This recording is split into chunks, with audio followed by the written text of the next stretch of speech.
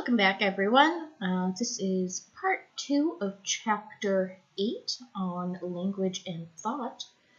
So in the last video, then we talked about the properties of language as well as the structure. So now that we have that basic understanding of what a language is, let's talk about how we interpret it and produce it. So how do we understand what others are telling us? And how do we decide how to tell things to others? So being able to understand and produce language is very important in communication, obviously. And there's two different types of processing that we do. So the first one is called bottom-up processing. So this is where individual elements of a stimulus are analyzed and then combined to form a unified perception. In other words, that would be us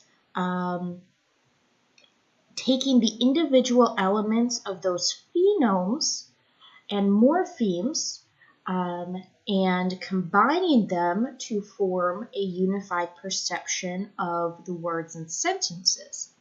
So we're starting at the bottom of that hierarchy, and we're slowly combining all that stuff to go up until at the very top we have our unified perception. So another example of bottom-up processing that doesn't have to do with language is if we just look at the letter B. So we have specialized groups of cells in our brain that recognize and respond to different lines and angles. And so the components of a visual stimulus, like the B, will then be combined to help us interpret it. So there's groups of cells that perceive the lines within this letter and then combine the perception of a straight line, a little curve, a big curve. We're taking those three pieces of information and combining them to interpret the letter B. Okay, so we do the same thing as we do with letters when we're talking about words and sentences.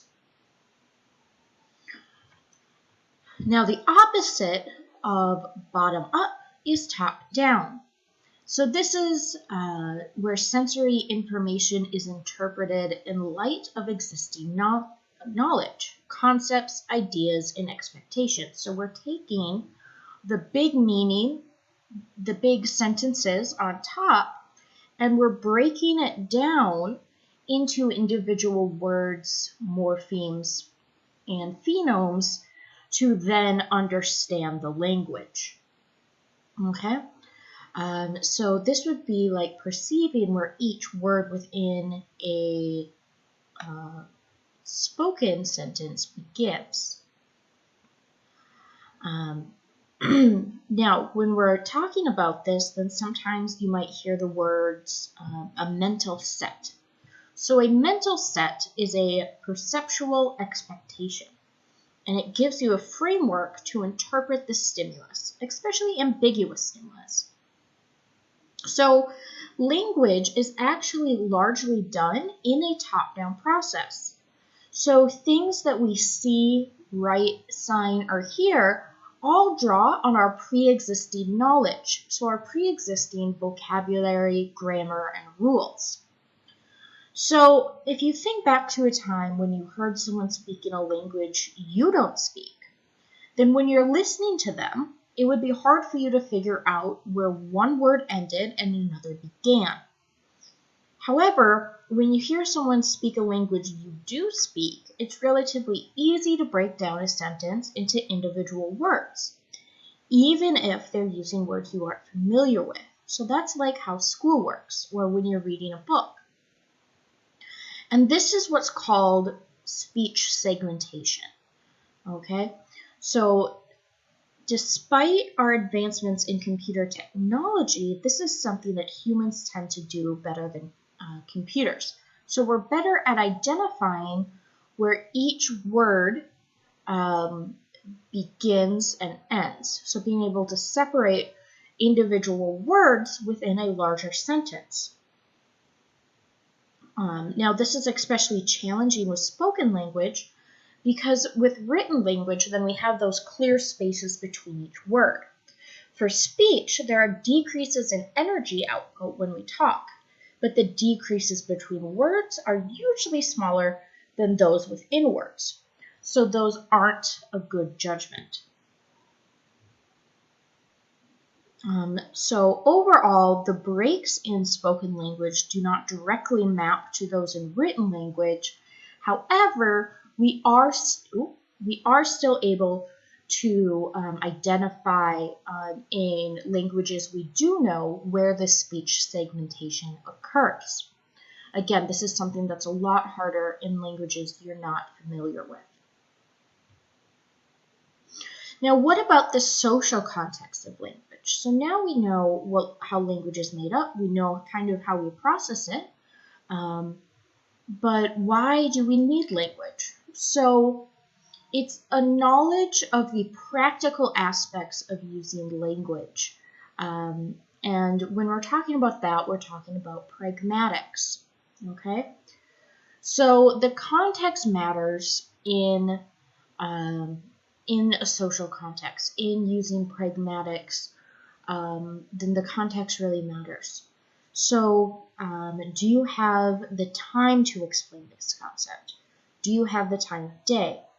It's more than just having a vocabulary and the grammar to correctly arrange the words.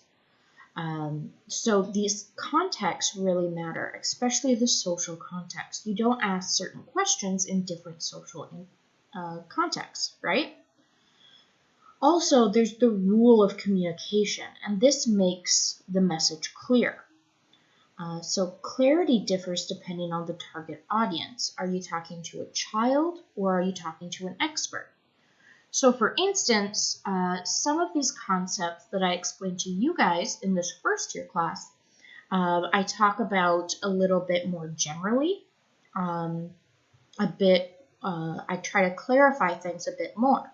Whereas when I'm talking about the same things, but with a fourth year student in a fourth year class, then I'm going to assume that you know some of these terms, and I'm not going to stop and explain them as much. I'm just going to gloss over it. I also might use other terms that I expect them to already know. So based on the context of where I am and what class I'm teaching, I'm going to use different language. Okay? Also, the tone will vary on your target. So are you talking to a parent or a friend, or are you talking to, say, a supervisor or a boss? Also, some people have what they call customer service voice, where they kind of change their voice or the tone of their voice depending on if they're talking to a customer or if they're talking to a coworker. And using the wrong tone in a certain situation would be a violation of pragmatics, okay? So if you don't use the right language in the correct social context, then you're breaking the rule of pragmatics. So obviously, language, is produced by the brain. And as language functions in the brain, there's also some sex differences. Now, we talked about two of the big speech areas before, all the way back in chapter 3. We talked about Broca's area, so that's this little orange circle here, and this is for speech formation. Again, it's in the left hemisphere of the frontal lobe. And this area is also associated with motor control for hands. So people using ESL or that gesture a lot when they talk, this part of the brain is also important for that. So that's your talking with your hands idea. Again, this is for speech production or articulation. And what's been found is that people with a thicker cortex have better grammar learning ability. We also see that the thicker cortex in humans may be correlated why we're better at languages than, say, some other primates or even other animals who they still use speech to communicate, but they don't have this thick cortex in order to use that better grammar. Okay? Now, the second area we need to talk about is this blue circle, Wernicke's area. So Wernicke's area is, again, on the left side. It's in the rear part of the temporal lobe. Okay, so remember the temporal lobe is right behind the ears, so it's involved in hearing. And Wernicke's area is important for understanding speech. So when you hear someone else talk, you process that information, you understand what they're saying by using Wernicke's area. Now, if you have damage to either of these areas, either Broca's or Wernicke's area, then you could get what we call aphasia. So aphasia can either be permanent or temporary, and it's pretty much the inability to use those areas. So if you have Broca's aphasia, then you would have an inability to form speech. If you have Wernicke's aphasia, you would have an inability to understand speech, right? So this is actually super cool because children that are blind since birth will have activation in the occipital lobe in response to spoken language. And this plasticity allows the brain to co-opt this otherwise unused area. In other words, because this visual area isn't being used in blind children, then they use their sense of hearing more often. So these areas that are associated with language will actually take over that unused area of the brain. It's pretty cool. You won't be tested on that. I just thought it was cool. So this is a PET scan of different parts of the brain when using different parts of language. So the regions of white, red, and yellow show a lot of activity, whereas the blue and purple would be less activity, and of course black would be no activity. So up here, then this is a picture of the brain. If what the brain areas are doing when you hear a word. So what you're doing right now, listening to me, then these parts of your brain are acting up. So this would be Wernicke's area that's nice and bright. Now, the opposite is when you speak words, then you can see this area up here is involved, and that's your motor cortex because your mouth is moving. However, when you're generating the words, so when you're forming the words, then the area that's lit up is where Broca's area is, right? And then here, when we're seeing words, so when you're reading something, then your visual cortex is lit up. And this all makes sense with what we've talked about. We also do see some sex differences in how language is perceived and produced in the brain. So the neural systems do seem to show a different organization in males and females. So in the left hemisphere, then we see that males tend to have more of this language processing areas on the left hemisphere. So if we have damage to the left hemisphere, then we see that males will have more of those aphasic symptoms, or they'll have more of the aphasia, okay? Whereas females will have more intact ability. And that's because their language abilities are shared across both hemispheres.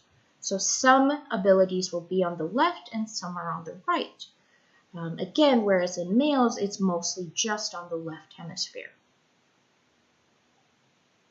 So if we look again at what the brain looks like when we're doing this between males on top and females on bottom, then we can kind of see how on the left hemisphere over here of males, we have more activity, that's the red, whereas in females, we see red on both the left and the right side. Now these images are an fMRI, and the areas that are red are showing activity. So again, the males were only on the left hemisphere, but females are on the left and the right. So that's pretty cool. So that is how we understand and produce language.